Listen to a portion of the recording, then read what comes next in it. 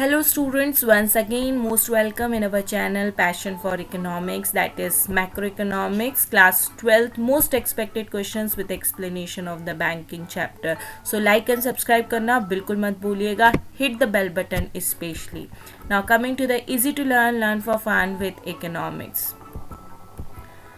Talking about the point here as a content, the first point here we will going to learn is a type and function and the meaning of a bank. So please subscribe.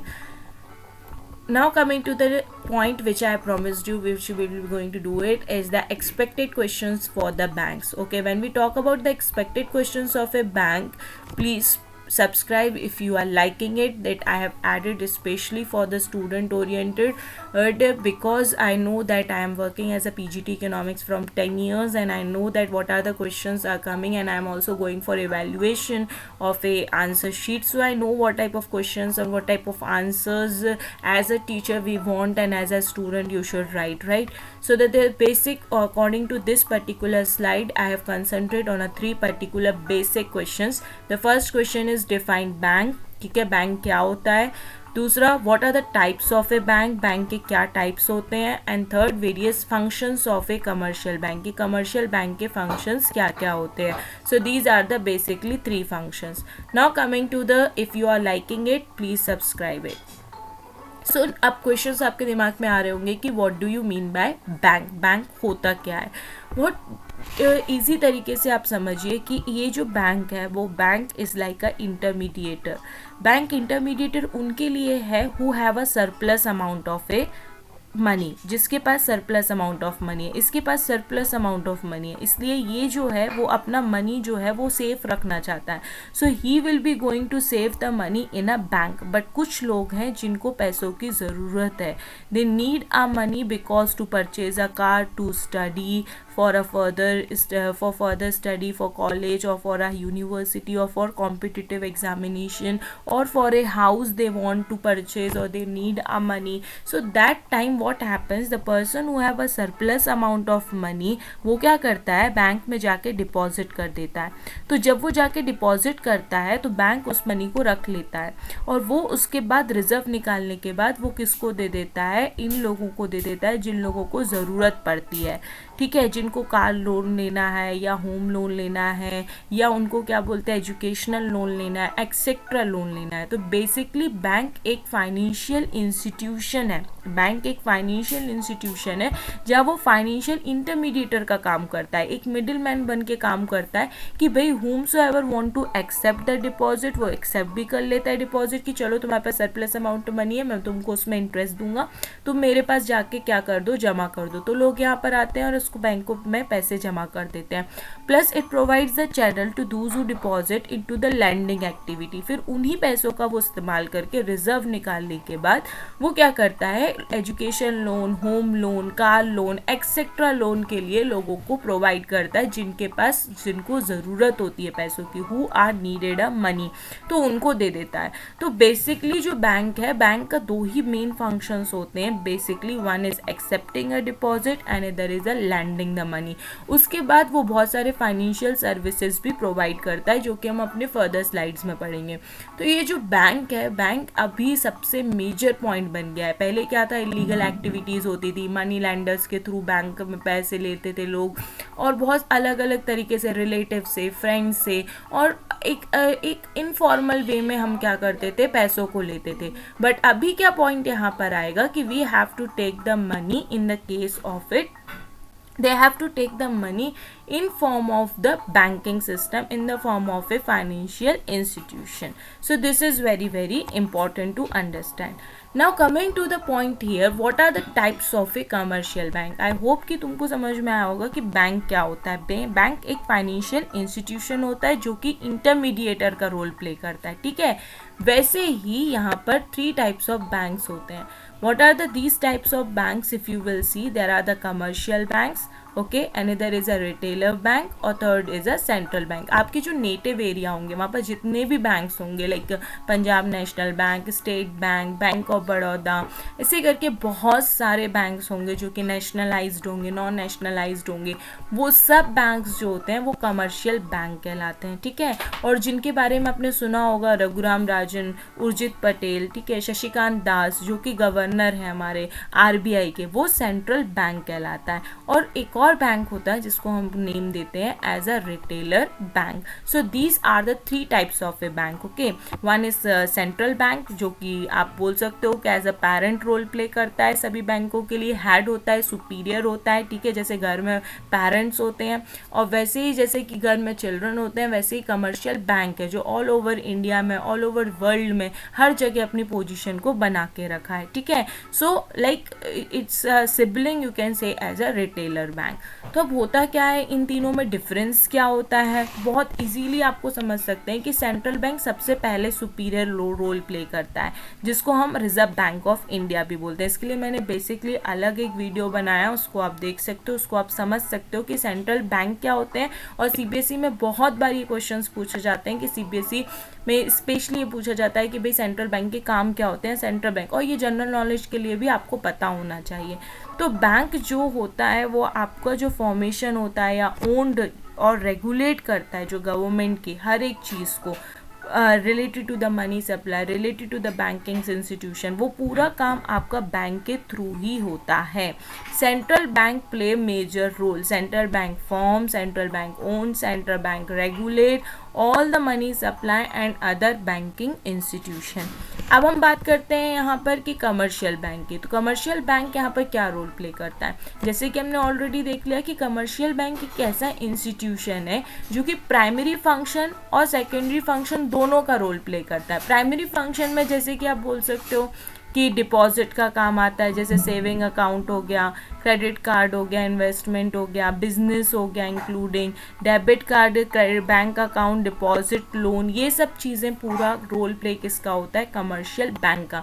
अब individually जो role play commercial bank नहीं कर पाता है वो role play कौन करता है, रिटेलर बैंक करता है।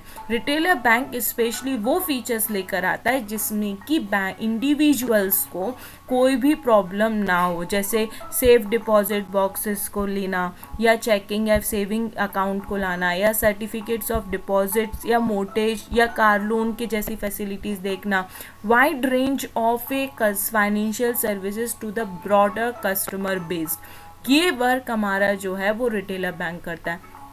तो बेसिकली कमर्शियल बैंक में सबसे पहले जो टाइप ऑफ बैंक में अगर हम आते हैं तो सबसे पहले आता है सेंट्रल बैंक, फिर कमर्शियल बैंक और फिर रिटेलर बैंक। ठीक है, hope this is clear to you. अब हम यहाँ पर बात करते हैं कि अगर आपको समझ में आ रहा है तो लाइक बटन और सब्सक्राइब करना बिल्कुल मत भूलिए। इतना शेयर करिए कि ग्रुप स्टडी में आपको ये हेल्पफुल हो और इंडिविजुअली भी। तो सब्सक्राइब करिए क्योंकि जैसे ही न्यू वीडियोस आएंगे, न्यू चैप्टर्स पे वीडियोस बनेंगे, वो आपको हेल्पफुल रहेगा।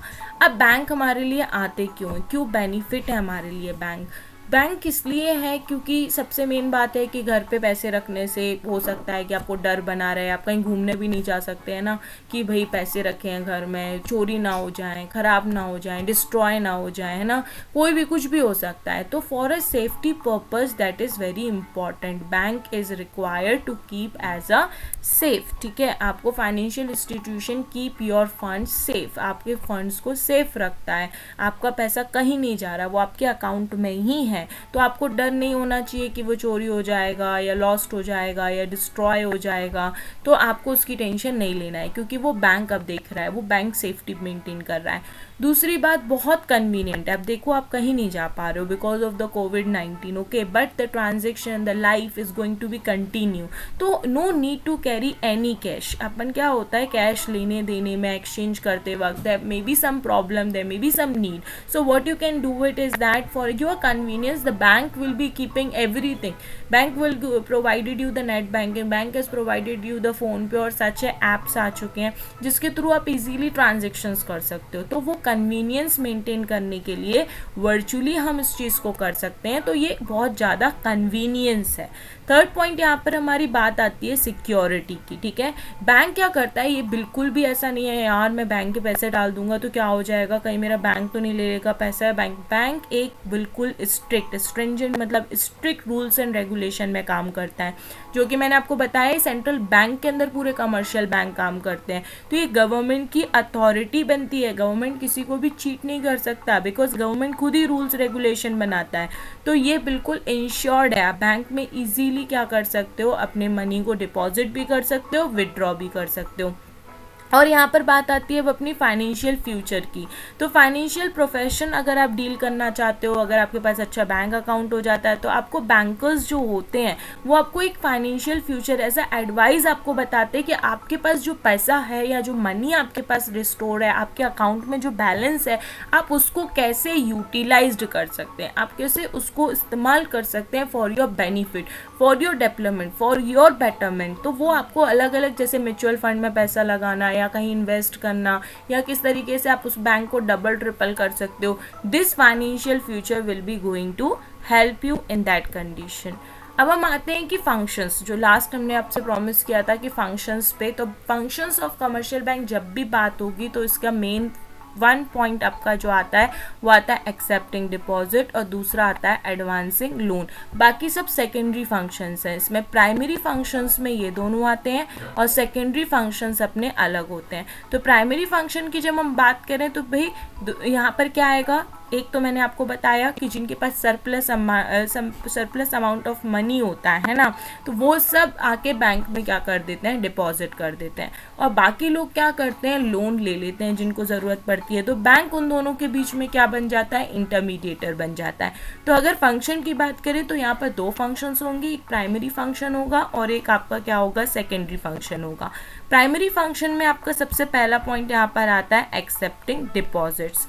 ठीक है, डिपॉजिट में यहाँ पर 3 टाइप के डिपॉजिट्स होते हैं, इसको आप समझिए. और आप अपने पेरेंट्स से भी डिस्कस कर सकते हो बिकॉज पेरेंट्स आपके बैंकिंग सिस्टम कर रहे हैं. तो जब बैंकिंग सिस्टम कर रहे हो तो आप पार्टिसिपेट करो, आप चेक जमा करने जाओ, आप बैंक में डिपॉजिट करो, अपने पेरेंट्स से डिस्कस करो so that you can able to understand the practical knowledge of this particular accepting deposit. और अगर आपको अच्छा लग रहा है वीडियो या आपको समझ में आ रहा है तो सब्सक्राइब करना बिल्कुल मत भूलिएगा और शेयर करना भी मत भूलिएगा.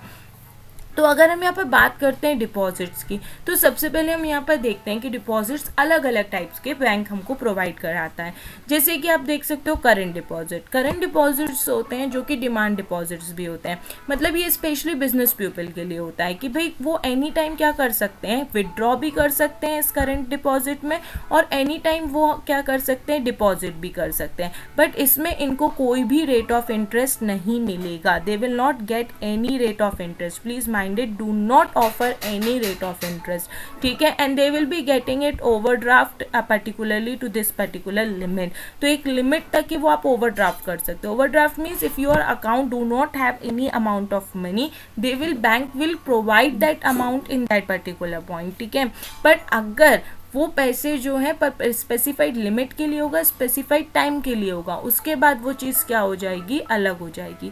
वो चीज़ आपको फिर से पेमेंट उसको बैक करना पड़ेगा. ठीक है, तो बैंक आपको पेमेंट वापस देना पड़ेगा. तो करेंट अकाउंट जो है वो डिमांड डिपॉजिट भी होता है और जो कि do not offer any type of interest.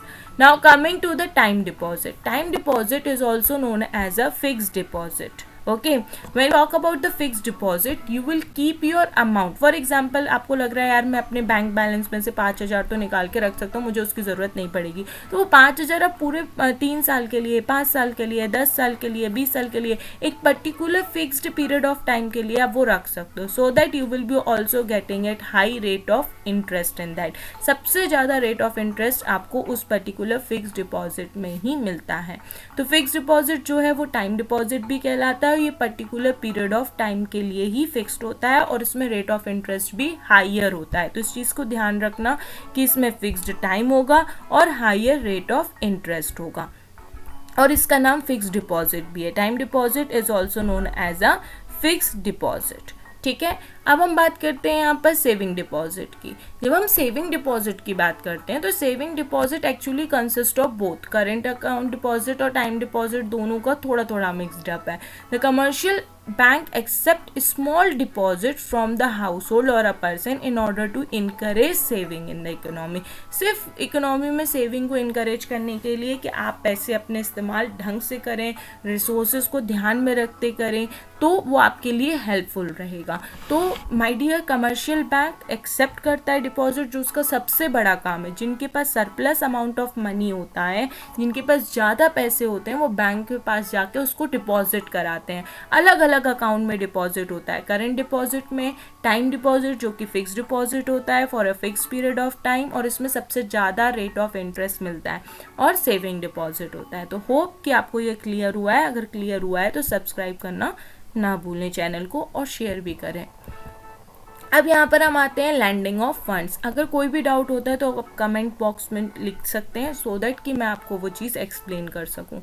Landing of funds की मैं यहाँ पर बात करती हूँ। लैंडिंग ऑफ फंड्स की मतलब कि वो बैंक आपको, एक बहुत इंपॉर्टेंट काम होता है कि लोगों को ज़रूरत बहुत पड़ती है पैसों की। ज़रूरी नहीं है कि हमारी सोसाइटी में हर लेवल के लोग नहीं रहते हैं। रिच पीपल या धीरू भाई अम्बानी हो या अमिताभ बच्चन जी हो या शाहरुख खान हो, हर कोई नहीं इतना अफोर्ड करता है।